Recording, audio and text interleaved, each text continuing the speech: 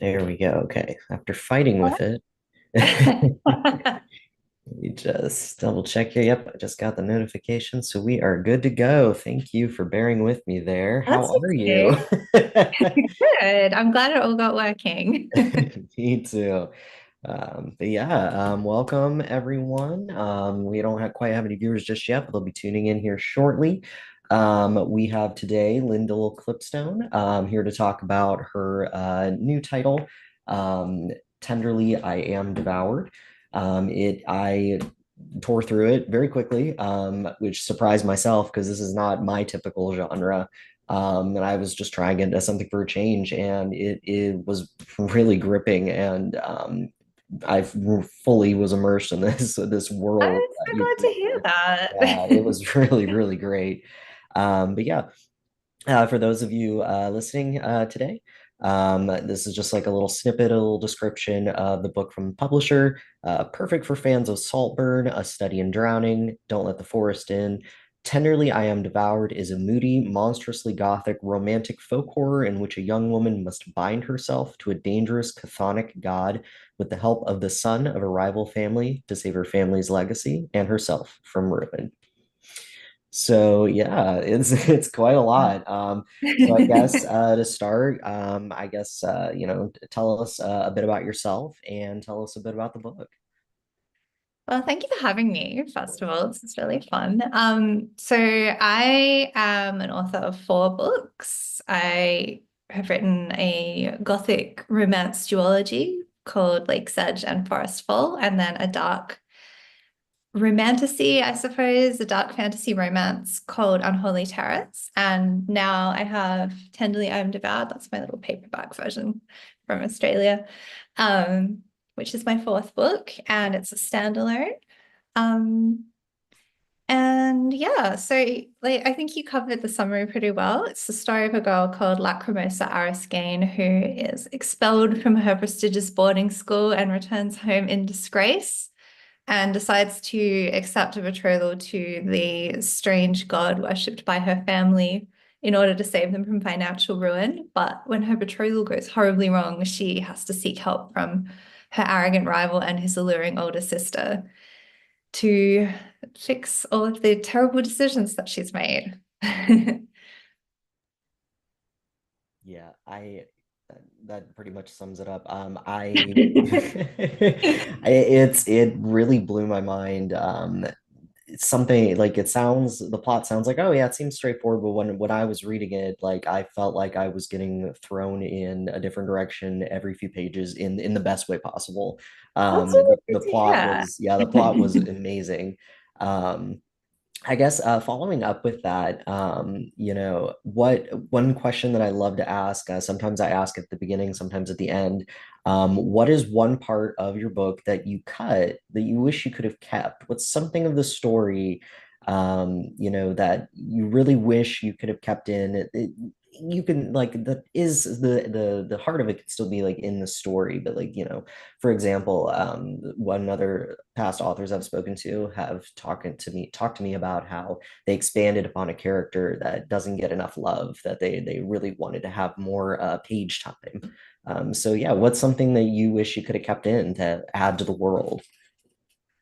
So originally there was a scene. So one of my biggest inspirations behind this book is The Secret History by Donna Tartt, which will probably surprise no one who either knows me as an author or has read the book.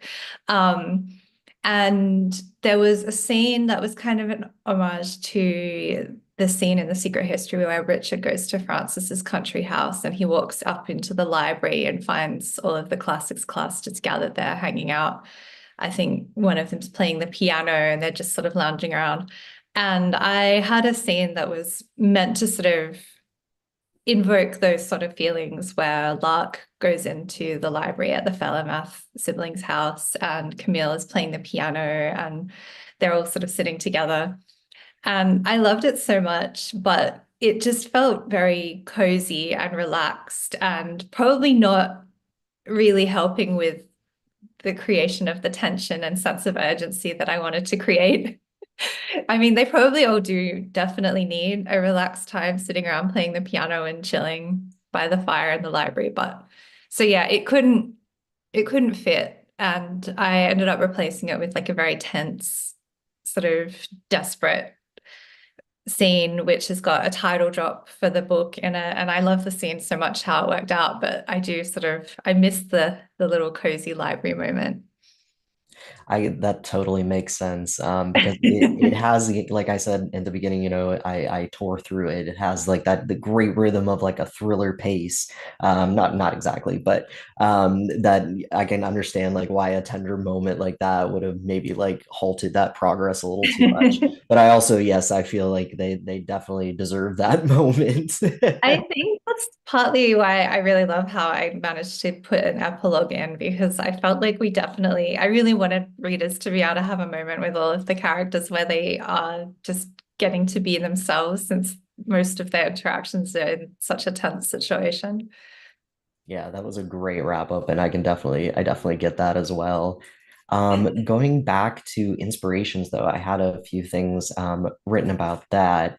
Um, I was really fascinated with like this entirely like new mythology that was created, this in this world that is familiar but is obviously not our own, and it gives it that great like sense of magical realism of plausible deniability of, this feels very real, but obviously, and some of the things I wrote down, my first thing right off the bat, when I started reading it, was it really started to remind me of Hades and Persephone. Obviously, it doesn't end up like that at all. Maybe a tiny bit, but it did not that story at all. But I wrote down, Hades and Persephone, the creation of Venus, all these sorts of things that I'm seeing like through that. So I guess with that question, I guess it was like, what are some of those inspirations that made their way into the book? I really love the Hades and Persephone myth, and I think my first trilogy was very heavily inspired by that. So I wanted to make sure that I didn't repeat ground that I already covered. Unfortunately, I can't just keep writing the same Hades and Persephone myth. I could.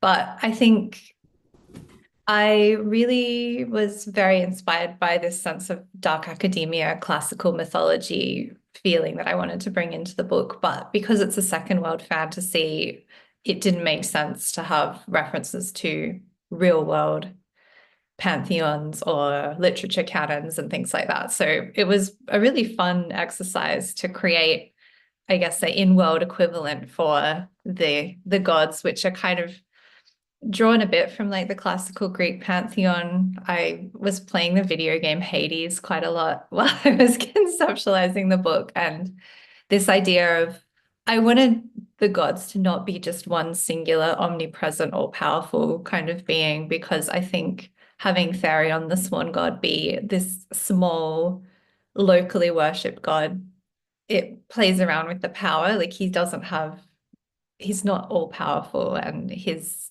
connection to luck becomes important for his existence and things like that. So yeah, I definitely drew inspiration from classical mythology, having like lots of little gods responsible for separate bits.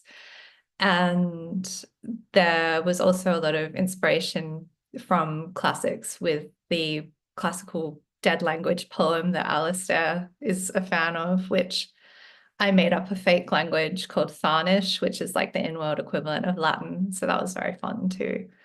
And then the other thing that I drew a lot of inspiration from was Renaissance painting. So things like Botticelli, his work Primavera was a big inspiration for the mural that Lark talks about loving. And I'm such a fan of Renaissance and classical artwork too. So I really loved how I could infuse that into the world. Yeah, like I said before, you find yourself trying to draw these comparisons a little bit to these things. As I said, like when I started reading it, I grabbed onto it as like, oh, it's this, but and not even halfway through the book, maybe a third, if that. Um, I got to a point where I was like, this is not at all. Like it gives a hint of it and flips it on its head, and it really adds to the mystery and works super well, I think. But Yeah. I think it was fun from a writing perspective as well to move away from, I suppose when you're writing any story, there's so many different ways it could go, and it could quite easily be a very straightforward Hades Persephone retelling.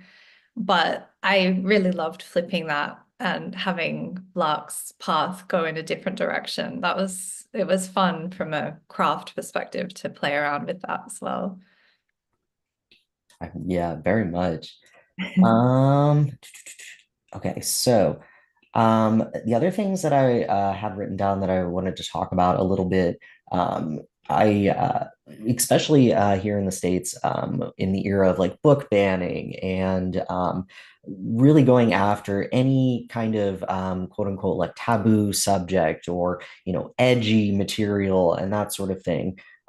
As I was reading it, I just felt like it was approached in such a great way, gently, but not too gently. I wrote down like the bisexual exploration. Also, though, with siblings, so you bring in that sort of taboo that's into that as well. And I really do think like navigating these subjects, especially in YA literature, is so important. I mean, from my generation, what's becoming, the classic that you may have read in high school is like Speak, Laurie Halse Anderson.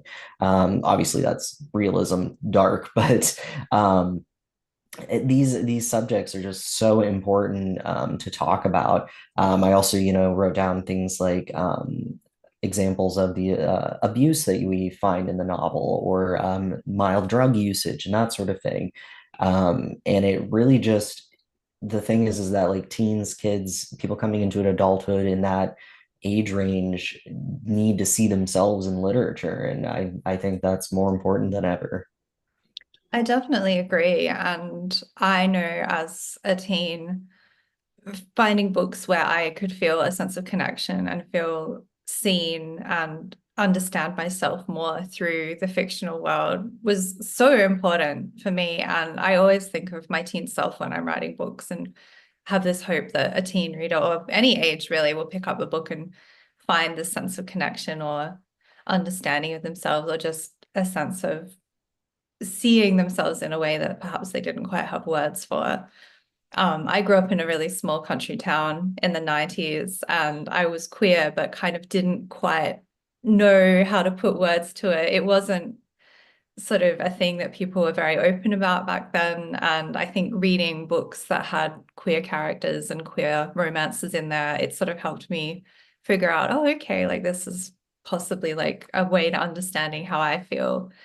And yeah, I mean, obviously book banning is terrible. It's really disappointing that things are being limited, which are not things that should be limited, because I think of the sort of books that I picked up that were, very adult and had very dark themes. But then like teenagers do go through these dark and difficult times, and you can't sort of sanitize everything that they're consuming.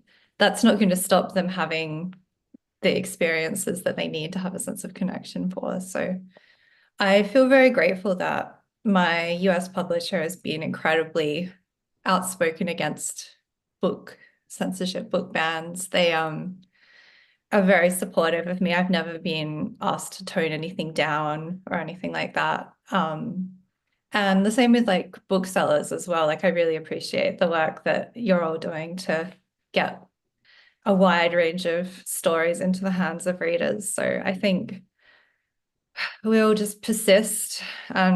It's really like a difficult situation, but I hope that people are still able to connect with the stories that will help them feel a sense of identity and community and things like that.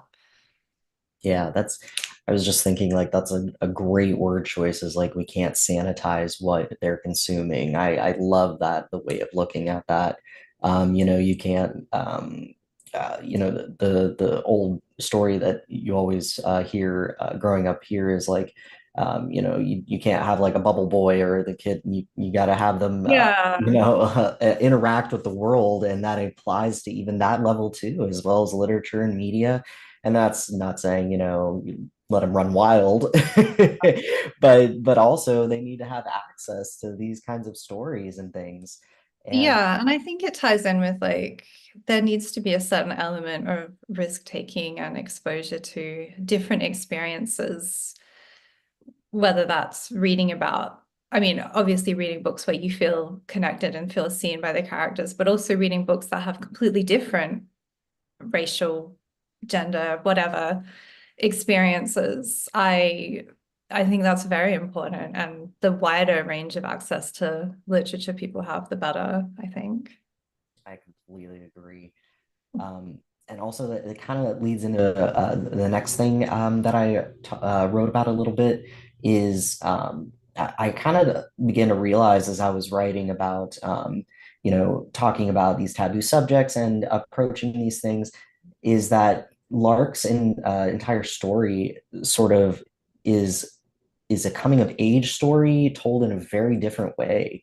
In my opinion, you have these responsibilities that are just sort of translated into these magical things that are happening to her.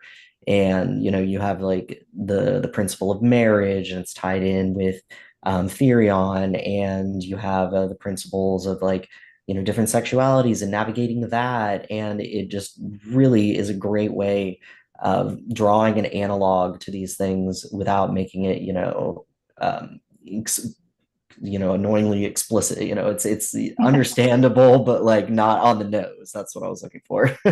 I always try to work in that's like I like things to feel organic, I suppose, in the story. And I think aside from all of the magical god marriages, all sorts of things, it really is a story about that liminal space between like childhood and adulthood. I feel like, that space between like high school and college or high school and that where I remember the feeling of graduating high school and being in the summer before the next stage of life begins. And you're just sort of sitting there feeling like you're in between. And I think Lark, who had a very, very clear idea of where she expected her life to go, and then finds that completely disrupted. And she's now in this kind of no man's land of, I'm not at school. I don't have this clear vision of where I was going to go as an adult.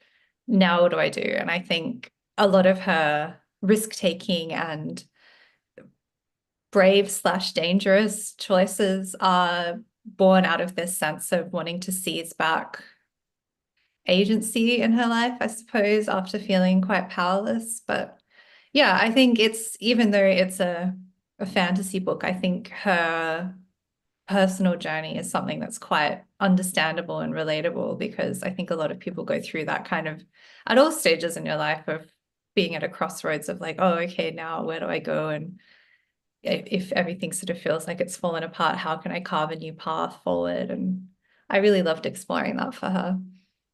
I loved experiencing it too as I read. Um, there's also kind of leading into that as well. I talked a little bit. I made a note about like found family and non-nuclear families, and you talked a bit about growing up queer and not knowing how to put these things into words, and that liminal space as well. It just sort of makes me think of like when I said, it's important to see yourself in the things that you read. I think about like the teens and young adults that will pick this up, and they don't come from a non-nuclear family, or they have predominantly found family. And the analogs that Lark has, without spoiling it, with her found family, it really kind of highlights that, and I think that's wonderful. I love that. Yeah, I think found family is such an important subject, especially in YA. I think it's a time in your life where you're searching for a sense of community and connection. And I love for Lark, particularly how her found family, it's kind of like a combination of her biological nuclear family, that her brothers who have raised her, with the family that she finds with the connections that she has with Alistair and Camille. And I like that idea. I think not everybody comes from a nuclear family, being able to see that you can still surround yourself with a sense of connection and community, regardless of what shape that comes from, I think it's really lovely. Yeah, I cannot agree more. So I'm gonna pause for just a moment here. We're gonna check to see if we have any viewers or any comments on our YouTube here.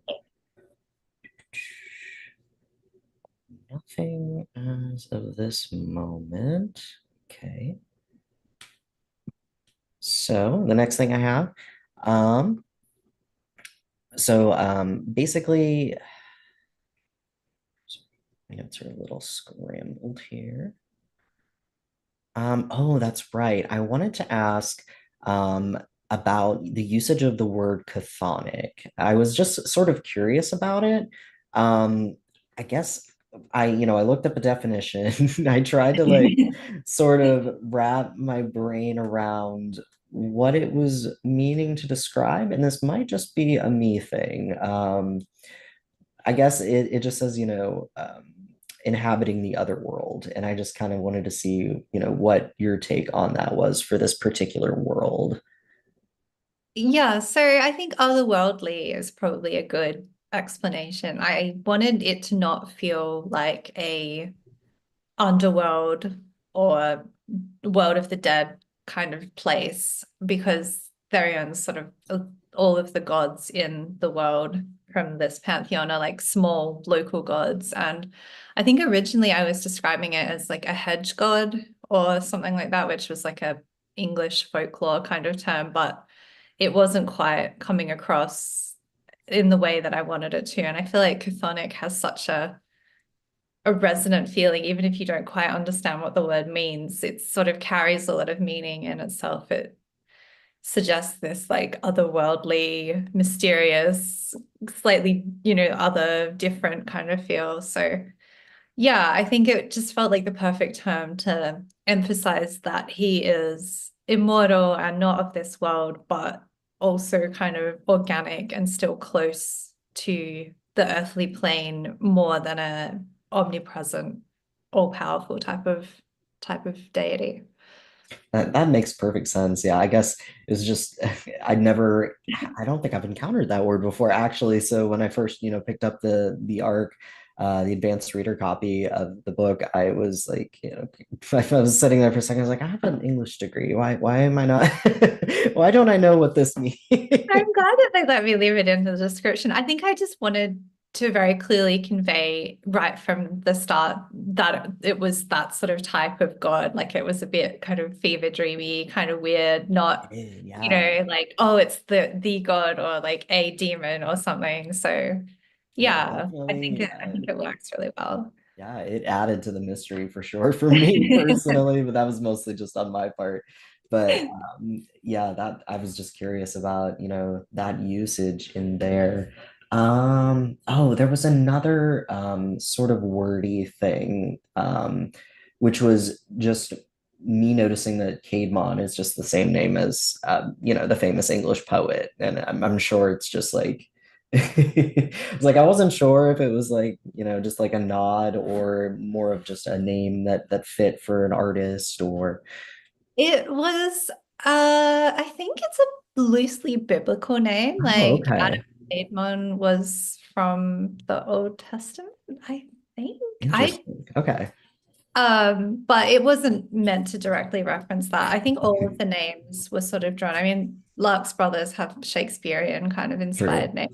And yeah, I wanted Cade one to feel kind of it felt like a good sort of Renaissance artist type name, like Ottavio Caedmon. It feels like it's sort of like Sandro Botticelli almost. I don't know. I think it fits really well. It does. It works really great. I just, like I said, in my English degree brain, I was like, is that a reference? I love that though. I feel like it's nice to be able to weave all those tiny little references in. For sure. Let me think. Normally, this would be the part of the section where we have a few comments, but we have a quiet group today. I'm not seeing anything as of yet. I guess is there, if you wanted to pitch your book to, let's say, a customer here in Ohio for our store, what would you say to try to entice them? What is it about the book that you think that they would love? Um, I think it's a perfect spooky but also romantic summer read that provides a beautiful moment of escapism and immersion. So maybe like that. I don't know. No, I could completely agree. Like, honestly, you wouldn't think that you would have it as a summer read, but it is very coastal. The entire atmosphere throughout the book was absolutely beautiful. I loved, the sea and the salt, and it's reinforced with Therion, the god of salt in the sea, and swans and such, and the symbology and the atmosphere. It was really like wonderful to immerse yourself in, and it wasn't overdone at all. It was like the perfect amount.